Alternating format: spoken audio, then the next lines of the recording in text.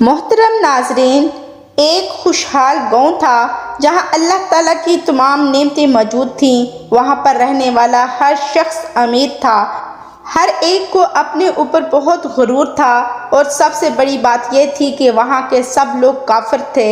مسلمان بہت کم تھے اور جتنے بھی مسلمان تھے سب غریب تھے۔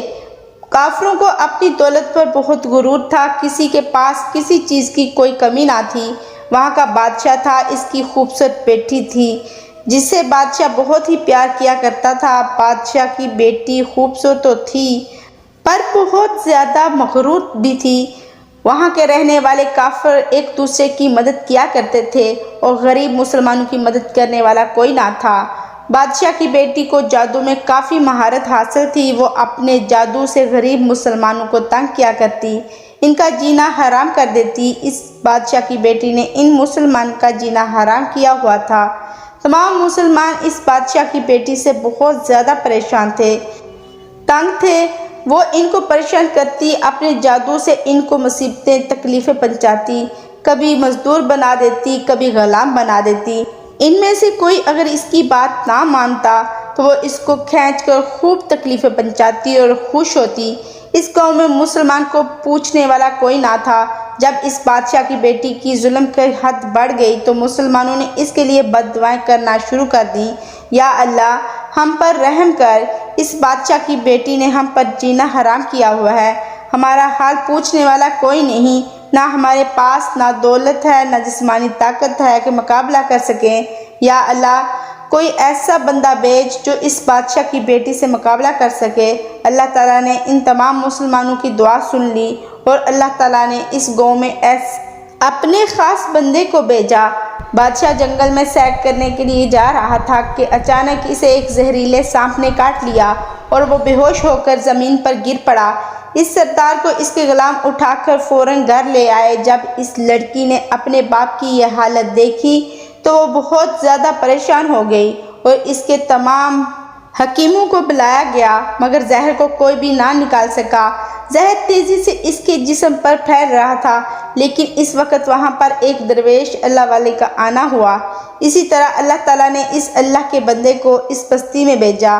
وہ اللہ والا سردار کے گھر آیا، دروازہ بجایا۔ نوکر نے پوچھا، تم کون ہو، کس سے ملنا ہے؟ اس اللہ والے نے کہا کہ یہاں سے سردار کو سانپ نے ڈس لیا ہے۔ اس کے نوکر نے کہا، تم تو یہاں پہلی بار نظر آ رہے ہو، تمہیں کس نے بتایا؟ ہم نے تو تمہیں یہاں پہلے کبھی نہیں دیکھا۔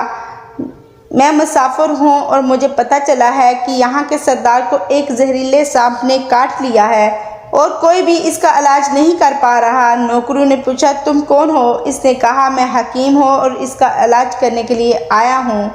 نوکر اس حکیم پر ہنسنے لگے کیونکہ اس حکیم نے پھٹے پرانے کپڑے پہنے ہوئے تھے اور دیکھنے میں بہت غریب نظر آ رہا تھا، اور نوکر کہنے لگے، تم علاج کرو گے ہمارے سردار کا؟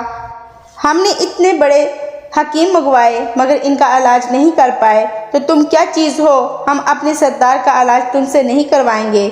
اس حکیم نے کہا، اگر تم چاہتے ہو کہ تمہارا سردار بچ جائے تو مجھے علاج کرنے دو۔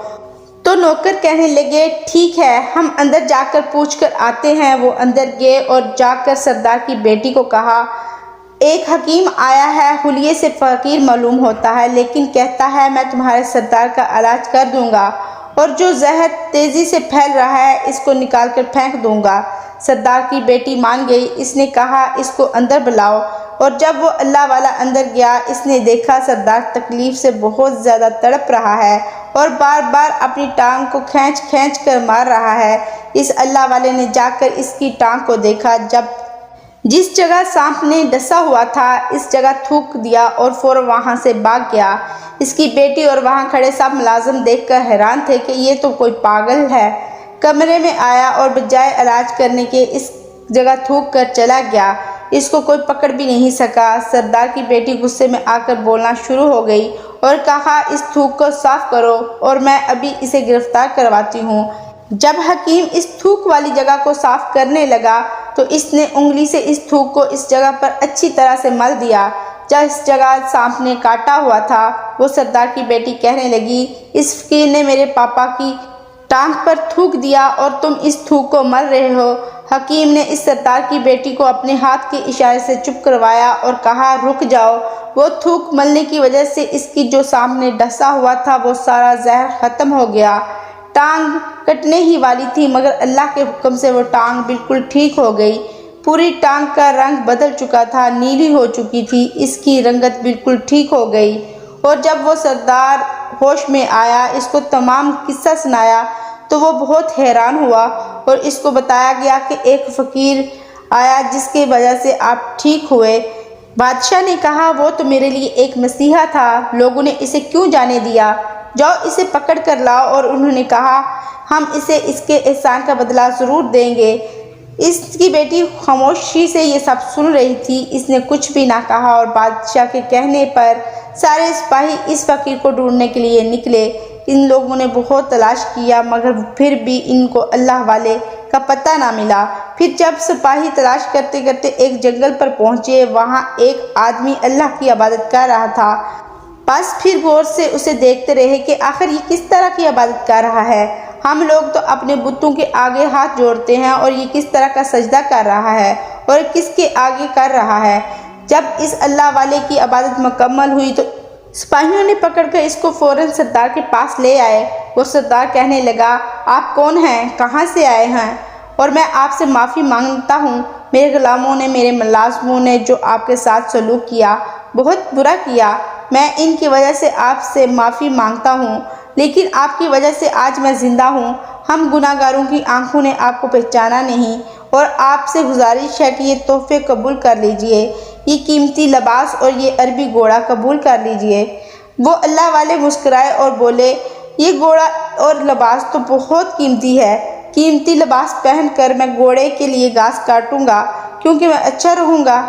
سردار نے کہا آپ فکر نہ کریں، میں تمہیں نوکر بھی دوں گا جو آپ کو گھاس کاٹ کر دیا کریں گے۔ وہ اللہ والے کہنے لگے اتنی مال و دولت کے ساتھ میں اکیلا رہوں گا؟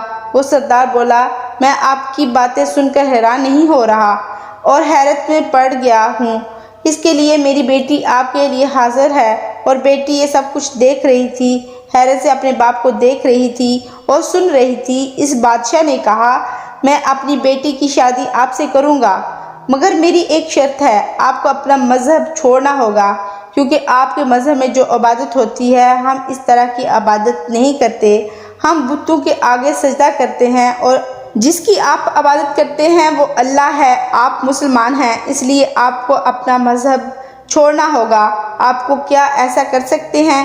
اس اللہ والے نے کہا مجھے ایک بات بتائیں، آپ نے مجھے ہر چیز دکھائی، آپ نے مجھے کہا میں ساری اولادیں چاہتا ہوں اور میری نسل آپ کی بیٹی سے چلے گی۔ ایک بات بتائیں اگر اس بچوں میں سے کسی ایک کو بھی کچھ ہو گیا تو رونا کس کو پڑے گا؟ سردار نے جواب دیا اگر خدا نہ خواستہ ایسا کچھ ہوا تو رونا آپ کو پڑے گا۔ وہ اللہ والے مسکرایا اور بولا اگر ایسا سارا مال و دولت لے کر بھی، آپ کی بیٹی کو لے کر بھی مجھے رونا پڑے گا تو یہ سب کچھ آپ ہی رکھ لیں اور میں خوش ہوں کیونکہ میں ایک مسلمان ہوں۔ یہ سب کچھ لے کر بھی مجھے آپ اپنا مذہب چھوڑنے پر مجبور نہیں کر سکتے۔ اب میں اپنی جان بھی دے سکتا ہوں مگر اپنا مذہب نہیں چھوڑ سکتا۔ جس اللہ نے مجھے پیدا کیا اس کا دین چھوڑ کر آپ کے پاس چلا آؤں، ان چند پیسوں کے لیے ایسا ہرگز نہیں کر سکتا۔ میں اپنی درویشی میں بہت خوش ہوں۔ اللہ تعالیٰ نے مجھے جس مقصد کے لیے یہاں بھیجا ہے وہ مقصد پورا ہو جائے۔ سردار نے کہا آپ کا کیا مقصد ہے؟ اس نے کہا یہاں کے مسلمانوں پر جو ظلم ہو رہا ہے ہمیں اللہ تعالیٰ نے انہی کی مدد کے لیے یہاں بھیجا ہے۔ یہ کہہ کر اللہ والے وہاں سے جانے لگے تو سردار نے ان کو آواز دی اور کہا رک جاؤ۔ اس سردار سے کہا میں نے تمہیں مال دیا، تمہاری ہم نے جانچ پڑتال کی، لیکن تم اپنے مذہب کو نہیں چھوڑنا چاہتے اور یہاں تم یہی سب کچھ کرنے کے لیے آئے ہو، تمہیں کسی بات کا ڈر نہیں؟ کیا تم نہیں جانتے کہ ہم کتنے طاقت والے ہیں؟ ہماری بیٹی اتنی طاقتور ہے، اپنے عمل میں یہاں کھڑے کھڑے تمہیں کسی بھی جانور میں تبدیل کر سکتی ہے۔ اللہ والے نے کہا اس نے جانور تو کمزور لوگوں کو بنایا ہوگا، یہ مجھے جانور بنا کر دکھائے۔ اس سے پہلے کہ وہ سردار اپنی بیٹی کو کہتا کہ اس پر وار کرو، اس اللہ والے نے اس بیٹی پر پہلے ہی پھونک مار دی اور وہ کھڑے کھڑے وہیں جنگلی چھپکلی بن گئی۔ وہ اتنی بڑی چھپکلی بن گئی کہ جتنے بھی لوگ وہاں کھڑے تھے ان سب میں اس کا قد بہت بڑا تھا۔ وہ چھپکلی اس اللہ والے کے پاس آ کر اپنا زہر اگنا چاہتی تھی، لیکن انہوں نے اس سے پہلے کہ وہ ایسا کوئی کام کرتی، انہوں نے اس کے منہ کے اوپر تھوک دیا اور وہ چھپکلی وہیں ہی تڑپنے لگی، چیخنے لگی اور کھڑے کھڑے تڑپ رہی تھی اور جل رہی تھی، کیونکہ وہ کوئی تھوک نہیں تھا، کوئی تیزاب نہیں تھا۔ اس کا چہرہ پگھل رہا تھا، اس کا چہرہ جل رہا تھا، کالا ہو رہا تھا۔ وہ مرنے ہی والی تھی کہ سردار نے دوڑتا ہوا آیا اور اس کے قدموں میں آ کر گر گیا اور معافی مانگنے لگا، حضرت اس گستاخی کے لیے ہمیں معاف کر دیں، میں نے سچ میں آپ کو بہت کمزور سمجھ لیا تھا، آپ کے مذہب سے آپ کو بتانا چاہتا تھا کہ آپ میری بیٹی کو ٹھیک کر دیں، میں یہی سچ کہتا ہوں، یہاں جتنے بھی بستی والے کافر ہیں سب مسلمان ہو جائیں گے۔ اللہ تعالیٰ کے بندے نے کہا کہ میں یہاں مسلمان کرنے نہیں آیا، میں یہ سب کچھ اس لیے کر رہا ہوں بلکہ تم لوگ جو مسلمانوں پر ظلم کرتے ہو، ان کو تکلیفیں دیتے ہو، ان کے ساتھ زیادتیاں کرتے ہو، اس ظلم کو ختم کرنے کے لیے میں یہاں آیا ہوں۔ ہمارے دین میں ظلم و ستم نہیں ہے۔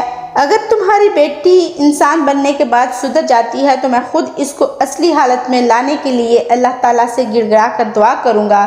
سردار نے کہا، ہاں میری بیٹی اصل حالت میں آ جائے تو یہ کبھی بھی کسی پر ظلم و ستم نہیں کرے گی، کسی کے ساتھ زیادتی نہیں کرے گی، اور میں آپ سے دل سے اپنی بیٹی کے لیے معافی مانگتا ہوں، اور ایسا کوئی بھی کالا جادو نہیں کرے گی جس سے کسی بھی مسلمان کو تکلیف پہنچے، کوئی بھی اس سے تنگ ہو یا پریشان ہو، کوئی بھی مسلمان پر وہ ظلم نہیں کرے گا، آپ اس سے انسان بنا دیں۔ اللہ والے نے دوبارہ اس چھپکلی پر پھونک ماری اور وہ انسان بن گئی اور اللہ والے کے قدموں میں گر گئی اور کہنے لگی، مجھے معاف کر دیں، میں نے آپ کو بہت کمزور سمجھا۔ اس لڑکی کا آدھا چہرہ جل کر کالا ہو چکا تھا اور اس نے کہا، میں آج بھی اپنے باپ کے ساتھ پوری بستی کے ساتھ مسلمان ہونا چاہتی ہوں اور آپ سے وعدہ کرتی ہوں اس بستی میں آج سے کوئی بھی کافر نہیں رہے گا، سب مسلمان ہو جائیں گے اور سب آپس میں مل جل کر بھائیوں اور بہن بن کر رہیں گے۔